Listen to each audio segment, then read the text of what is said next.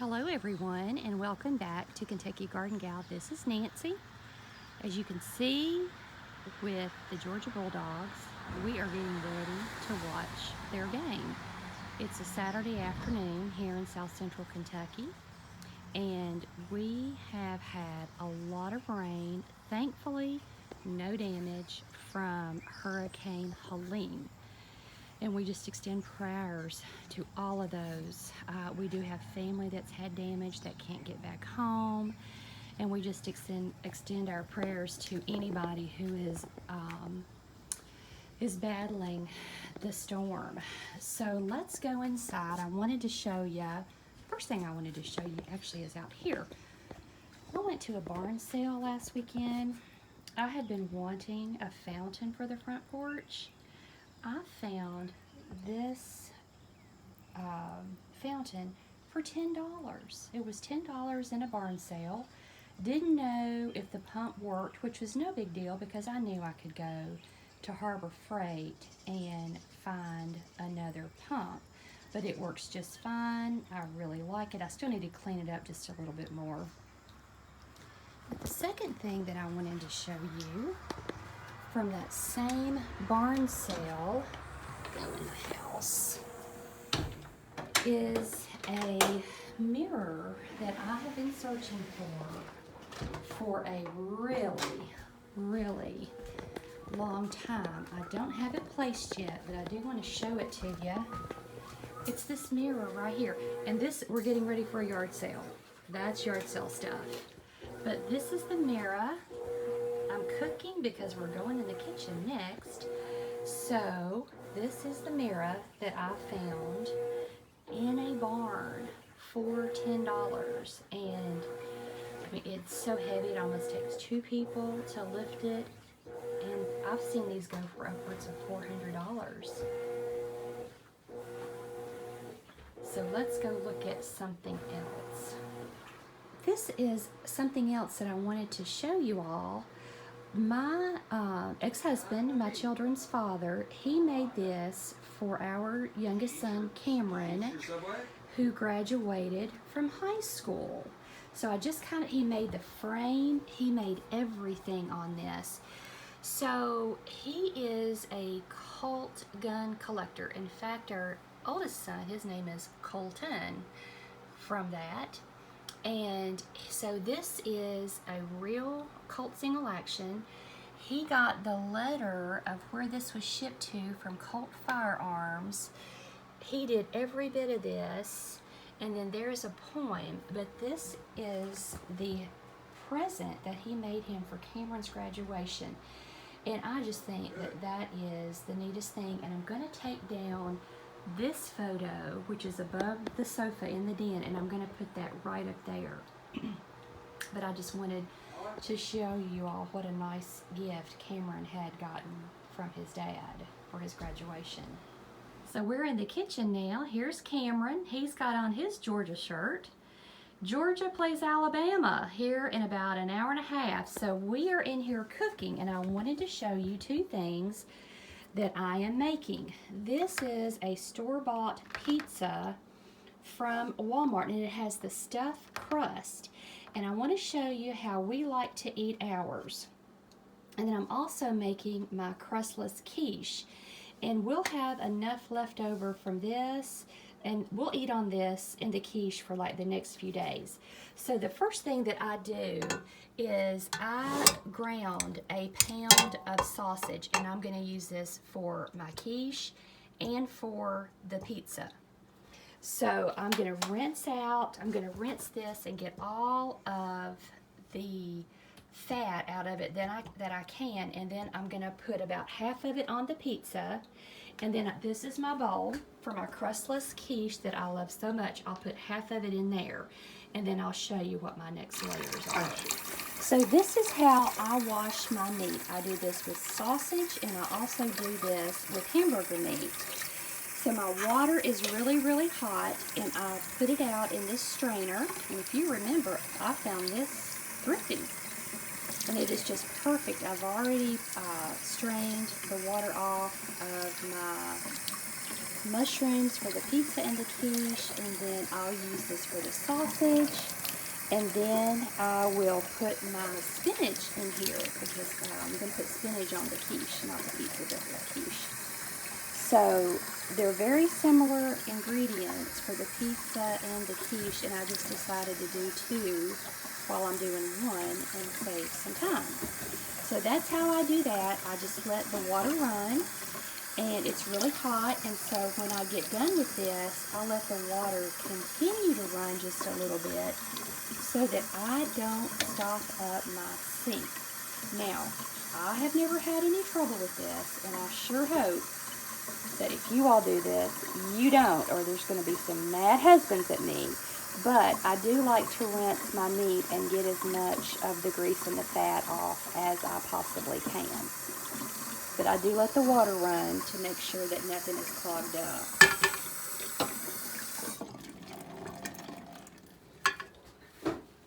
Okay, the only thing that we're going to do next, I have done oiled this. That's what you see in there. That is not water. I'm going to take just a little bit. I think that's about enough for the quiche. Now, here's the pizza.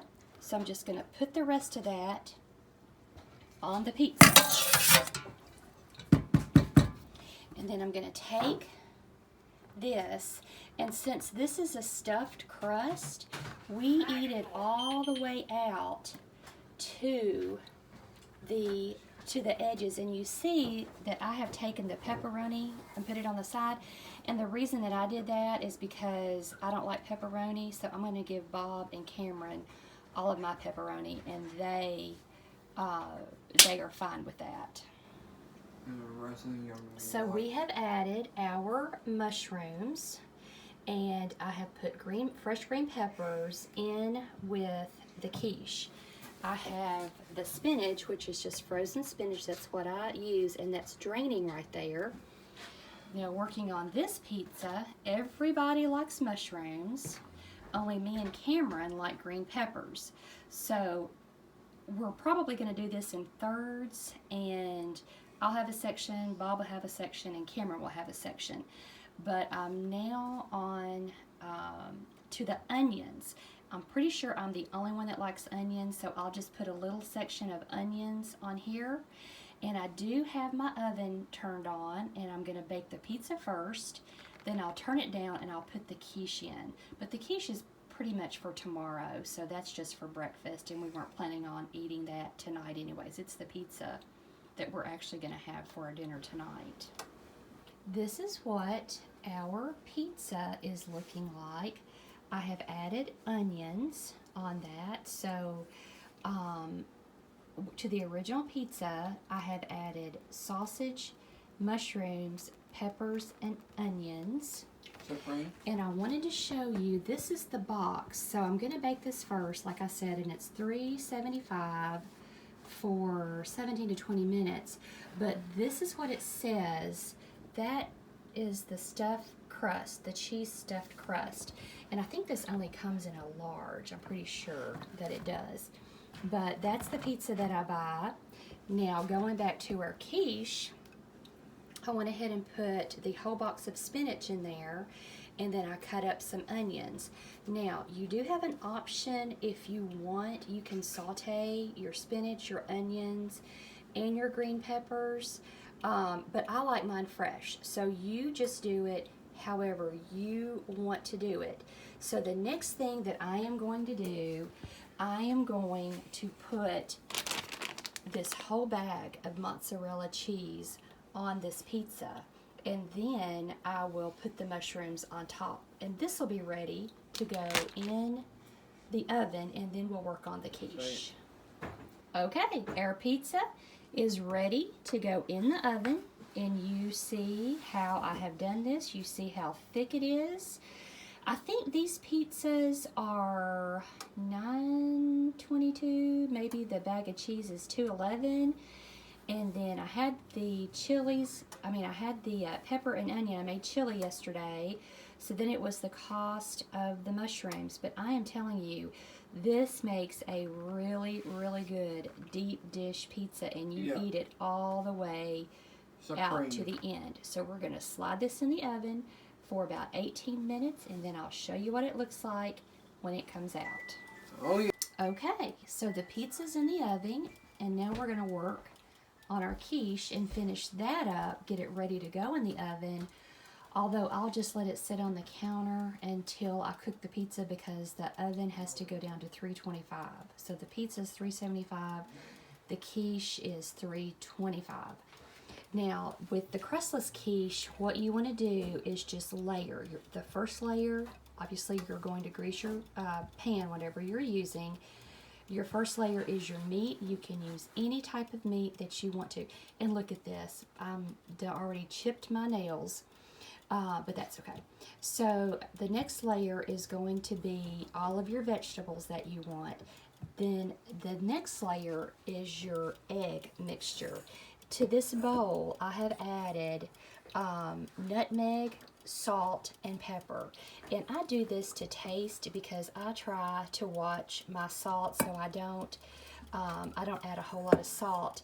But I am going to use 8 eggs and then about a 1/3 cup of milk, and I'm going to whisk that all together. So let me get those out.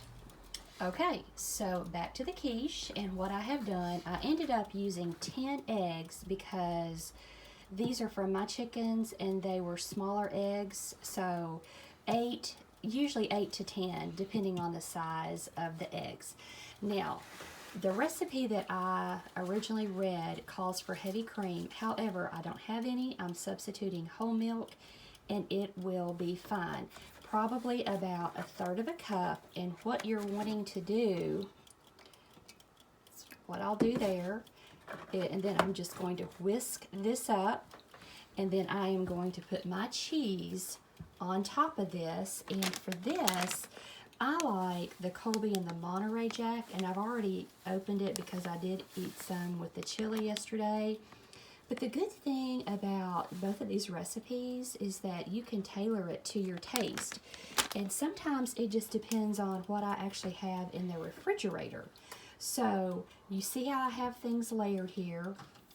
This is a great low-carb recipe full of protein, and I can eat it 3 meals a day. I mean, you can just add, fruit to it if you want to, or a salad for dinner. But we really enjoy this recipe.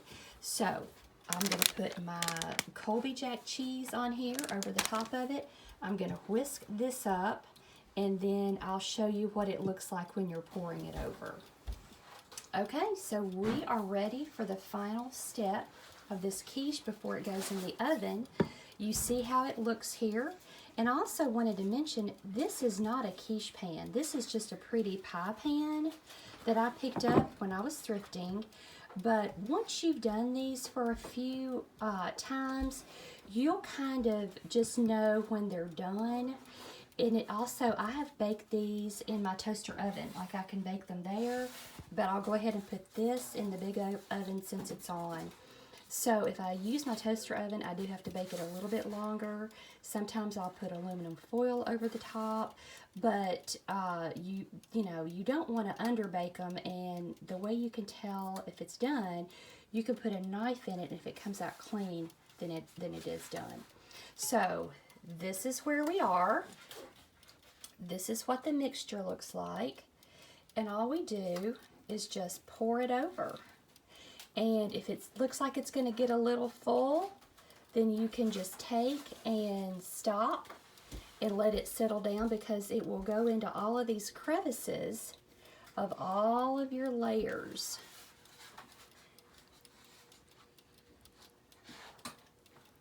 There we go. This is how this is going to look.